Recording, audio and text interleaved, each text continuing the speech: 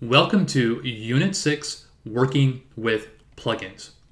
So you may be asking yourself, jQuery seems pretty powerful, but what if I found something that jQuery can't do?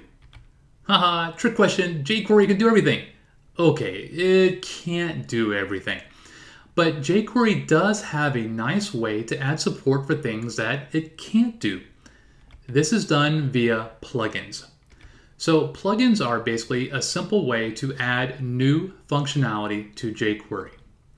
Now there's a huge existing library of plugins out there, things that you can immediately grab and start working with. They're also not that hard to write. We'll look at an example of writing our own custom plugin towards the end of this presentation. So how do you find plugins? Well, one way would be to simply Google or use your favorite search engine for jQuery plugin X. Most likely you'll find a few results for that particular search. You can also go to plugins.jquery.com and see a nice directory of plugins. Another example of this is unheap.com. So in general, you won't have any trouble finding plugins. That's the good news. Now, the bad news is that if you do search for something, let's say a plugin for Cowbell, for example, you will probably find multiple different solutions for that. You may find a lot of solutions for that particular need. So what do? How do you figure out what's the best one? Well, in general, when it comes to open source software, there are a couple of rules that you could follow to kind of help you judge which may be the best for you. One of the first things I check is to see when a project was last updated.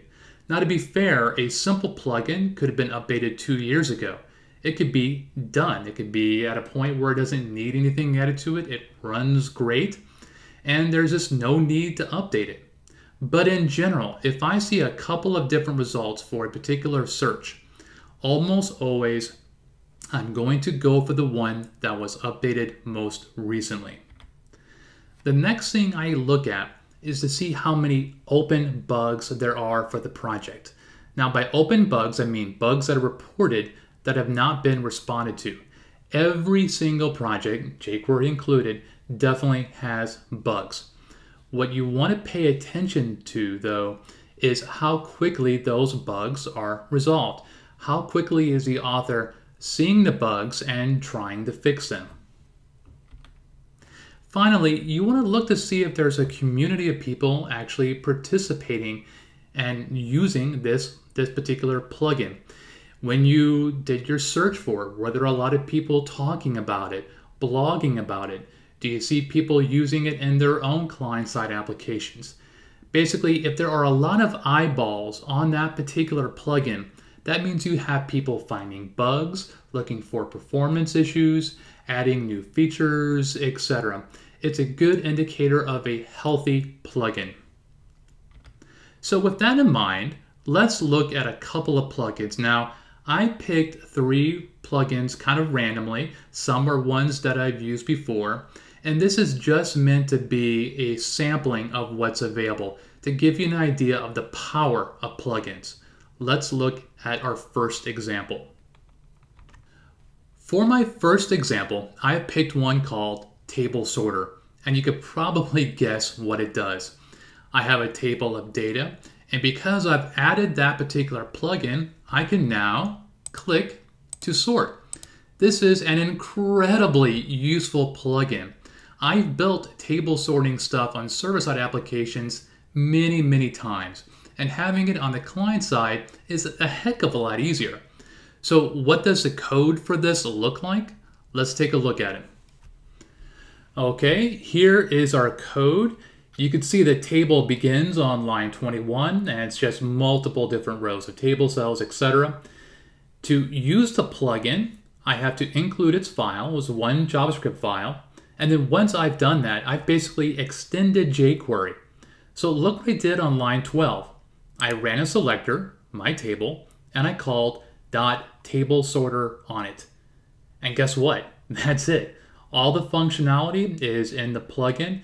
all of its defaults worked just fine for me, and I'm done. What if I want to modify the behavior a bit? In this example, all I've done is specified that I want my fourth column, in this case it's a zero-based index, to be the default sort. So now when this version of the page loads, Table Sorter will run, it'll analyze my table, and it'll say, hey, we want to sort by that fourth column by default. If we look at this in the browser, we'll see that the do column is sorted for us automatically. And there you go. And again, this plugin allows for multiple different other types of options as well, but look how much power we got just by including the plugin. Let's look at one more. So what you're looking at now is a plugin called Fotorama. It is essentially an image browser. You can see the first image on screen. As I mouse over, a little arrow pops up.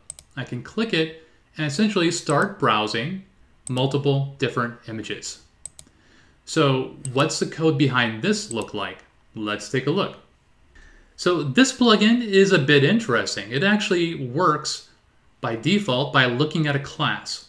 In this case, I took 4 images, I put them on my page just like anything else, and I wrapped those images in a div and specified a class of Fotorama. To enable this, I had to include the Fotorama JavaScript and CSS files. But I wrote no code at all because, again, out of the box, this plugin says, hey, I will look for something with a class called Fotorama. I'll look for all the images inside, and I'll make that nice little pretty widget for you. And that's all I had to do. And again, this particular plugin has different options. I could customize it. I can make it not automatic. But look how easy this is to use.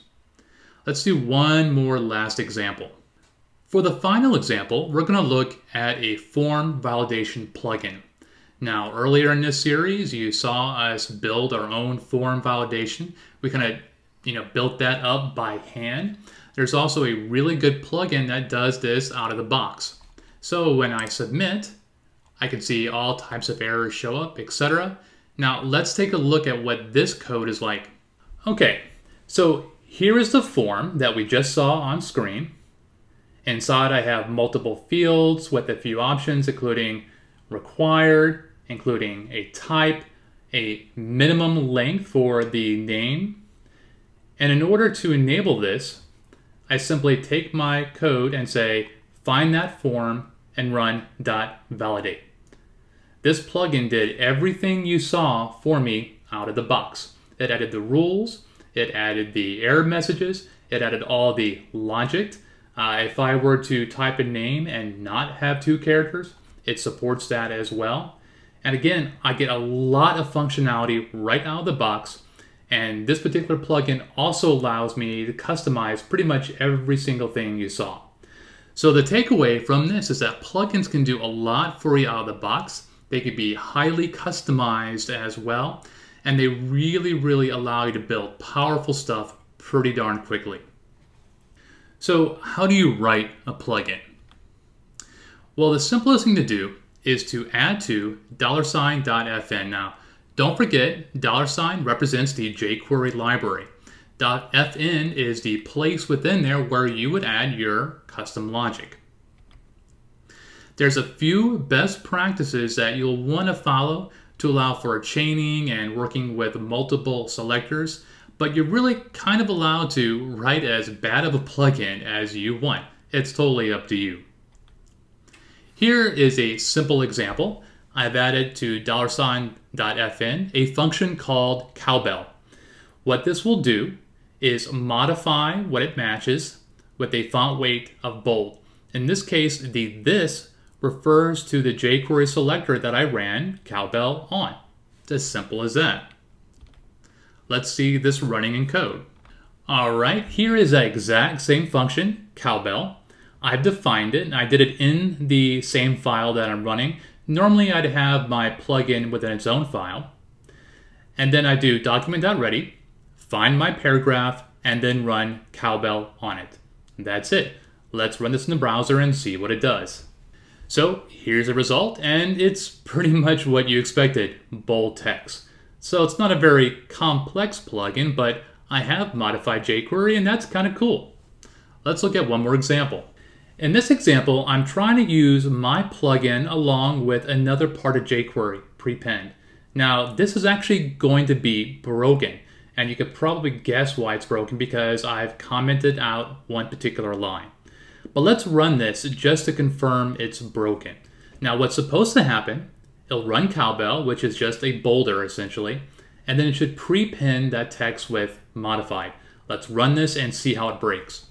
All right, there is my text bolded but not prepended. And if we open up our DevTools, we could see an error. Cannot read property prepend of undefined.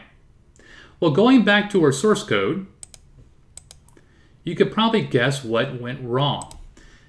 In order for this plugin to play well with others, I need to return this, essentially return the jQuery selector so that I can optionally do more stuff after it. In this case, run prepend. Now when I save this and run it, we'll see the working plugin. Awesome. Now let's do one final example where we try to follow as many best practices as we can.